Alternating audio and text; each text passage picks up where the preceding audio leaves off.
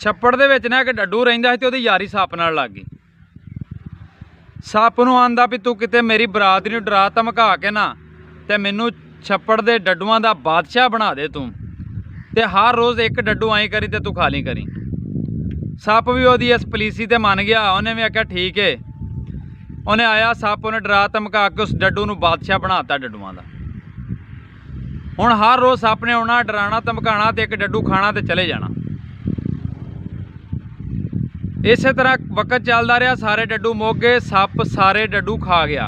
अखीर वो जिहड़ा बादशाह डड्डू सी वो बचा। सप्प आया भी अज मैं तेनू खाना। आंदा सप्पा मैनू ना खा, मैं तेरा वफादार हाँ।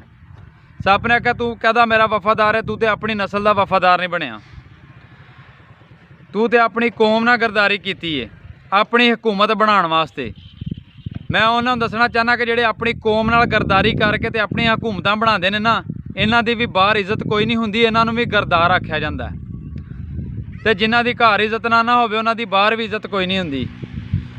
ते हुकूमतां बनदियां रहिंदियां ने, हुकूमतां ढहिंदियां रहिंदियां ने, लेकिन बाहर दियां हुकूमतां नाल कदी भी हत्थ नहीं मिलाना चाहिए अपनी कौम नाल गरदारी करने वास्ते। जिन्हें आउणा अपने बलबूते ते आओ, अपना आप साबित करवाओ आवाम दे विच कि असी आ पॉलिसी लैके आए, असी मुल्क दा फायदा करांगे, आवाम दा फायदा करांगे। ये नहीं भी तुसी हर रोज़ अपना मुल्क नुकसान दे विच खड़ो, हर रोज़ साडा मुल्क बैक जा रहा वे सिर्फ अपनी हुकूमतां बचाने दे चक्कर च। हुकूमत ना बचाओ, मुल्क बचाओ। तुसी मुल्क बचा के एक दिन वेख लो, ये मुल्क जिहड़ा तुहाडी हुकूमत ना बचावे ते गल करियो, तुहानूं बाहर हत्थ मिलाउण दी लोड़ ही नहीं पैनी।